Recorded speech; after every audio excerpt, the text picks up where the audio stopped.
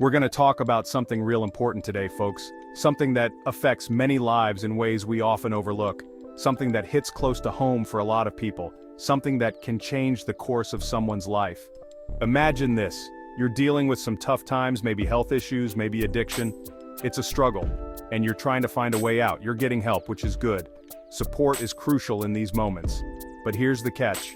You only got $11 a week for yourself. Just $11 to cover all your personal needs. $11. That's it. No more, no less. Can you even buy groceries for a week with that? Clothes? Essentials that most of us take for granted? Phone minutes to call your family? Staying connected is important, but can you afford it? Don't even think about a movie ticket or a cup of coffee. Those little luxuries are out of reach. We're talking bare bones here. The absolute minimum to get by. This ain't about living large, this is about survival, making it through each day with the little you have. Now some folks might say, hey, $11 is better than nothing. And sure, it is something. And they'd be right to an extent. But is it enough? Is it truly sufficient to meet even the most basic needs? Is it even close to enough to give someone their dignity back? To restore a sense of self-worth? To help them get back on their feet? To start rebuilding their life? That's what we're going to dive into today. We're going to explore the real impact of living on such a tight budget. We're going to break this down, look at both sides, and see if $11 a week is enough to make a real difference. Stay tuned because this is a conversation we all need to have. So, let's talk about independence. It's something we all strive for, something that gives us a sense of purpose and dignity. When you're struggling, the goal is to get back on your own 2 feet, right? To regain that sense of autonomy and control over your life, to be able to make your own choices, buy your own things, and live your own life. It's about having the freedom to decide what you need and when you need it. But how can you do that with $11 a week? It's a pittance, barely enough to cover the most basic of needs. That's barely enough for a bus pass, let alone rent, food, or anything else you need to survive. Imagine trying to stretch that amount to cover all your expenses. It's like giving someone a bicycle with flat tires and telling them to win the Tour de France. Not gonna happen. It's an impossible task. This kind of allowance can make people feel trapped, like they're still under someone's thumb. It strips away their sense of independence. They can't make their own choices, they can't treat themselves to anything nice, and they certainly can't save up for a better future. It's a constant reminder of their limitations. It's a recipe for frustration, resentment, and feeling like you're not making any progress. It can lead to a deep sense of hopelessness. And let's be honest, folks, it can be downright humiliating. No one should have to live like that. Can you imagine having to ask for permission to buy a candy bar? It's a small thing, but it represents a much larger issue. Or having to explain why you need new socks.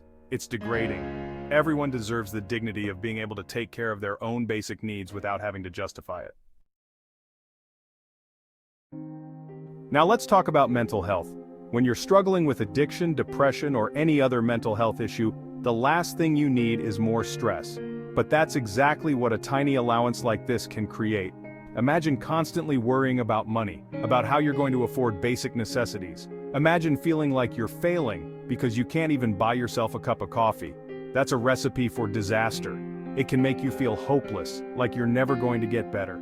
It can trigger feelings of shame and inadequacy, and it can make it 10 times harder to focus on your recovery. We're talking about people's well-being here, folks. Their mental and emotional health.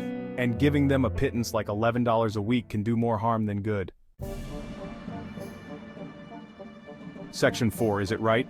The ethics of limited funds. Let's talk ethics. Is it morally right to give someone struggling to get back on their feet a measly $11 a week? Is it right to limit their choices and control their spending to this degree? Some might argue it teaches responsibility, helps people budget. But come on, folks. This isn't about learning to budget, it's about basic dignity. It's about giving people the tools they need to rebuild their lives. And legally speaking, things can get murky. Are these allowances even legal? Are they exploitative? These are questions that need answers. We need to make sure we're not taking advantage of vulnerable people. Section 5.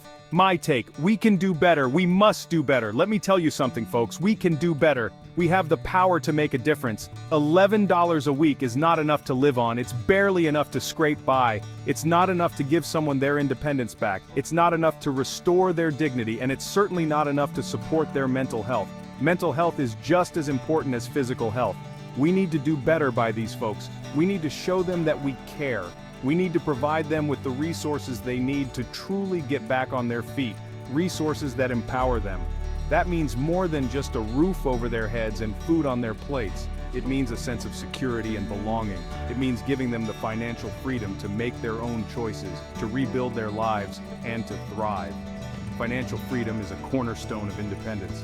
We need to remember that these are human beings, folks. They are our neighbors, our friends, our family. They deserve our compassion, our support, and our respect. Every single one of them.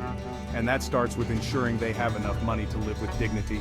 Let's make a change. Let's do better. Together, we can create a brighter future for everyone.